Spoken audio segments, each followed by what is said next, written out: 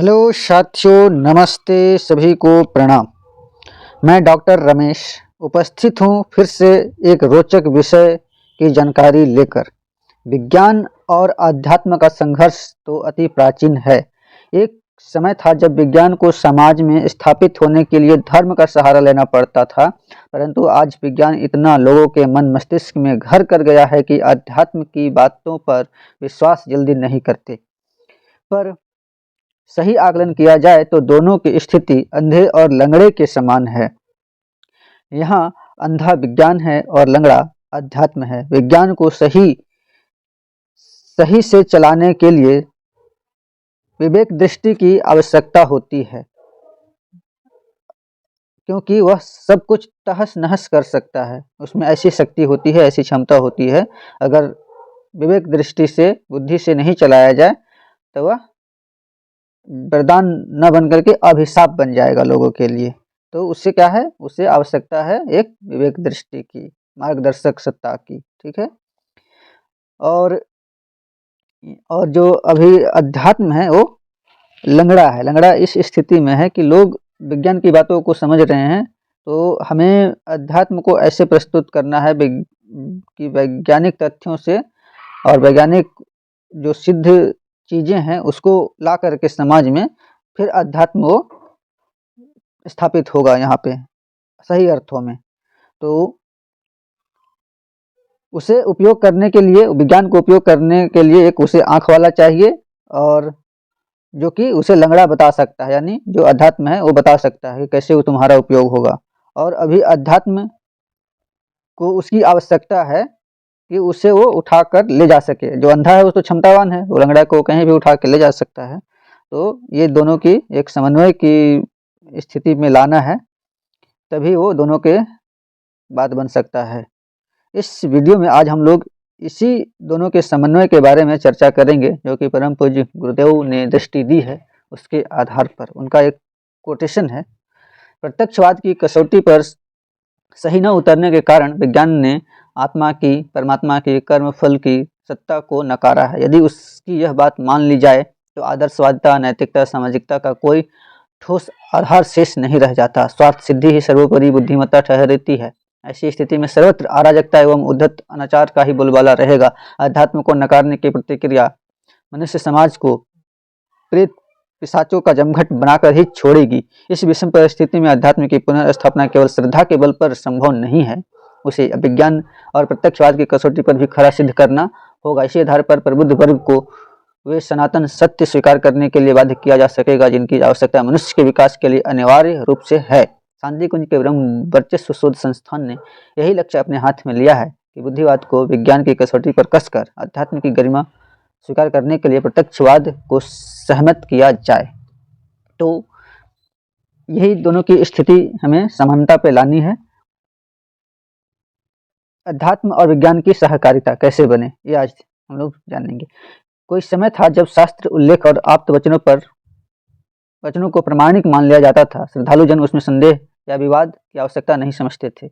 कहीं किसी तथ्य को समझने की कठिनाई होती थी तो जिज्ञासा भाव से उसका समाधान पूछ लिया जाता था, बात समाप्त हो जाती थी। आज वातावरण बदल गया है। विज्ञान ने प्रत्यक्षवाद को बहुत बढ़ावा दिया है। संकीर्ण और अहम मान्यता की दौर भी जुड़ी बुखार की तरह हर किसी पर लदे हैं। पुरातन मूल्यों, प्रतिपादनों और निर्धारणों पर अविश्वास किया और उपहास उड़ाया जाता है। ऐसी दशा में लगता है कि मानव जाति की उत्कृष्टता एवं आदर्शवादिता का पाठ नए सिरे से पढ़ाना पड़ेगा।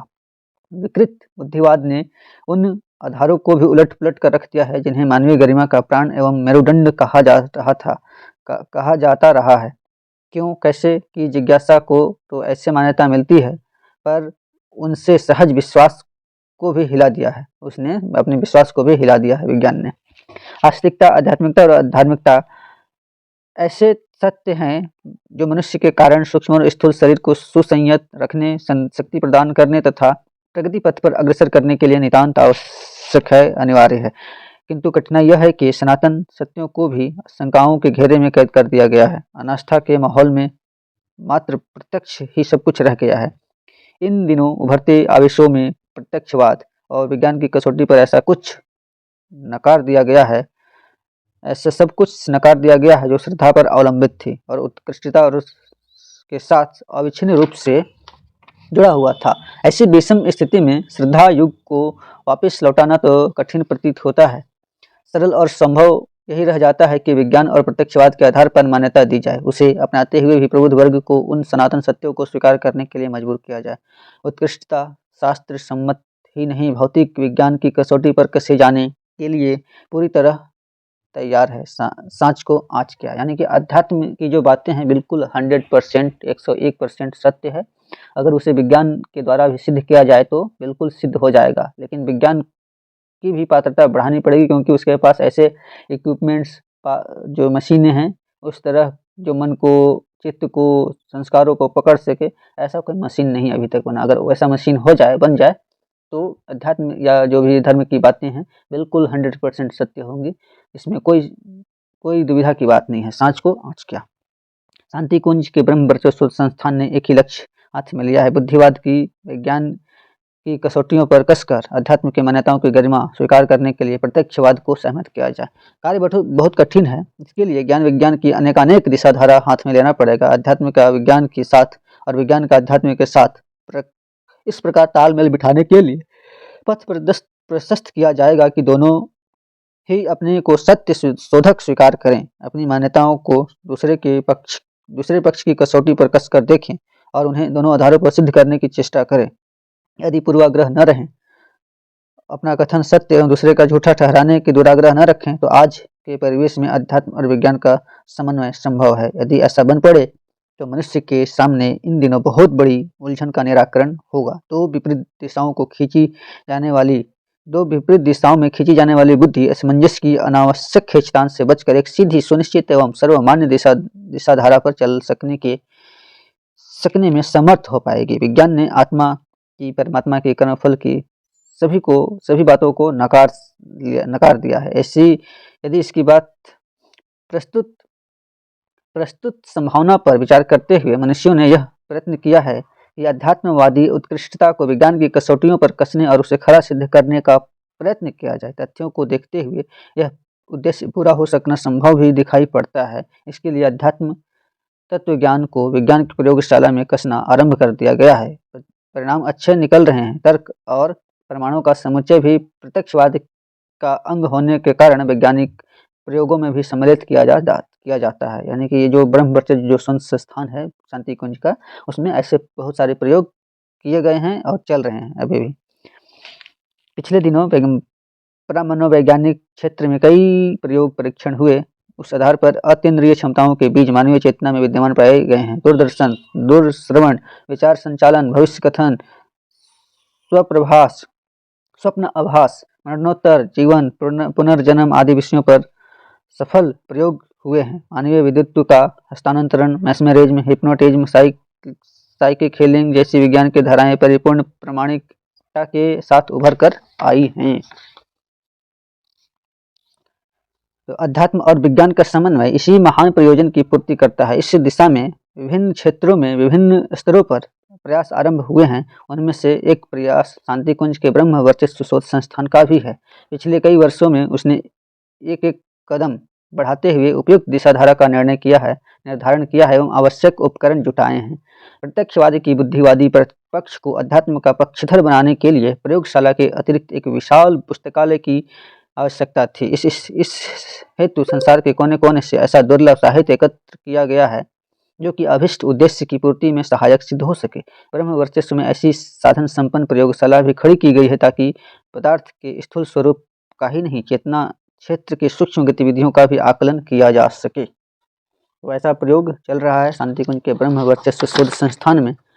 और भी जो लोग इसमें इंटरेस्ट ले रहे हैं या इस विषय को लोगों तक पहुंचाना चाहते हैं, तो ऐसे प्रयोगों में अपने आप को जोड़ के लोगों का भला करने के लिए सोचना चाहिए। जिस प्रकार प्रकृति के रहस्यों को खोजते खोजते मनुष्य लेसर किरणों और अंतरिक्ष के आधिपत्य की स्थिति तक जा पहुंचा, उसी प्रकार यह विश्वास भी सुनिश्चित हो जाता है कि चेतना के इस विश्व ब्रह्मांड में स्वतंत्र सत्ता है और प्रकृति के हर क्षेत्र पर उसका सशक्त आधिपत्य है। इस प्रतिपादन को अध्यात्म तत्व ज्ञान को एक बड़ी सीमा तक मान्यता दी है। वह दिन दूर नहीं जब आत्मा और परमात्मा को भी प्रकृति के आवरणों में आँख मिचौली करते हुए ढूँढा जा सकेगा। ऐसा विज्ञान अपने आप को विकसित कर लेगा कि आत्मा परमात्मा को भी वह सिद्ध कर देगा।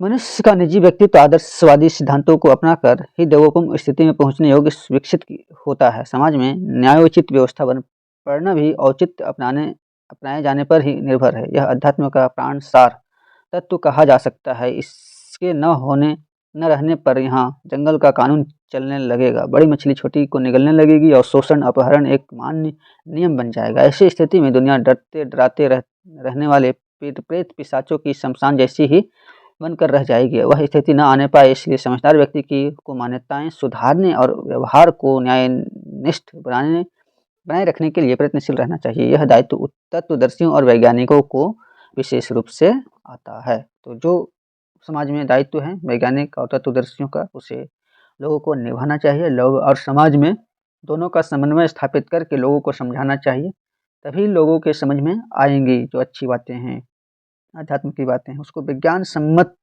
करके लोगों के सामने प्रस्तुत किया जाएगा। तब आदर्शवाद का बढ़ावा मिलेगा, यानी कि आदर्शवाद को लोग अपनाएंगे और समाज एक बिल्कुल जो देवता का जो समाज होता है, जिसमें सहकारिता, सहयोग और श्रद्धा, विश्वास, ये सब जो रहता है, जो तत्व हैं समाज को जोड़ने के, वो तत्व बिल्कुल विकसित होंगे समाज में।